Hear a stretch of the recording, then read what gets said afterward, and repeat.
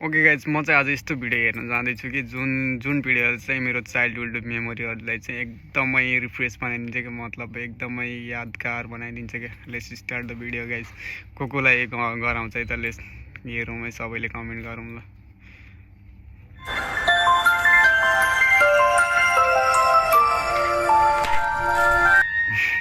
सबैभन्दा पहिला चाहिँ यो प्लास्टिकको सानो यो भित्र तान्यो, सट्ट भित्र तान्यो, अनि हावा भरिन्छ नि त। हावा भरिसकेपछि चाहिँ त्यसमा अनि यो राउन्ड राउन्ड बनाएपछि हावा त्यहीँ अडिन्छ, अनि प्याट्ट निधारमा पड्काउने, टाउकोमा पड्काउने, ढाडतिर पड्काउने गरिन्थ्यो कि हामी चाहिँ सबै बच्चा मेलामा साथीहरूलाई चाहिँ।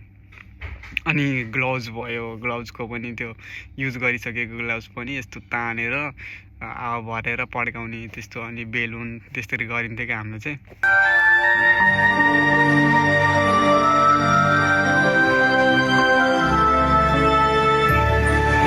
पहिला चाहिँ के हुन्थ्यो भन्दाखेरि हामी त बेसिकली गाउँतिर के बिहानमै त्यो अलिकति ठुल्ठुलो मान्छेहरूले, प्यारेन्ट्सहरूले चाहिँ थुप्रोमा आगो लगाइदिन्थ्यो कि बिहान बारीसारी साफ गर्ने, अनि त्यहाँनिर चाहिँ थुप्र्याएर घाँसको गुजुल्टोहरू त्यो दाउरा त्यही चाङदिने, अनि बिहान चाहिँ आगो सल्काइदिने जाडो महिनामा चाहिँ। अनि हामी चाहिँ त्यहाँनिर आगो ताप्न जाने, अनि त्यो सानो छिस्काहरू हुन्छ नि त, यस्तो स्टिकहरू लौरोहरू सानो यस्तो आगो बाल्यो, अनि त्यसमा चाहिँ यस्तरी रिगाउने कि सुई रिगाउँदा चाहिँ यस्तो झलल्ल लाइट बलेको देखिन्थ्यो कि, मतलब तारा जस्तै टाइपमा त्यो एकदमै खेलिन्थ्यो कि। अनि त्यही आगोमा तरुलहरू पिनालुहरू यस्तो पकाउने, पोल्ने, खाने गरिन्थ्यो।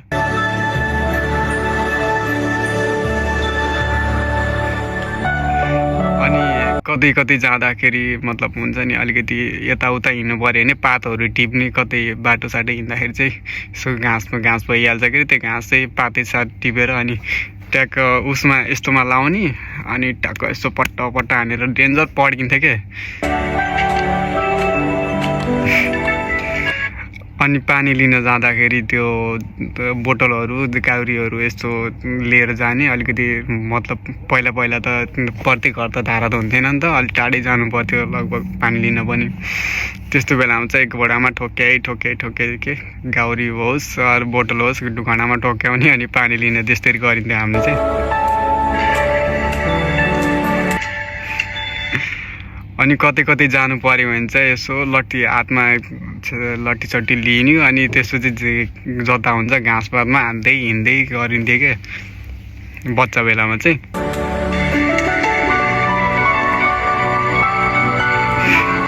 यो त झन् कसले गरेन होला।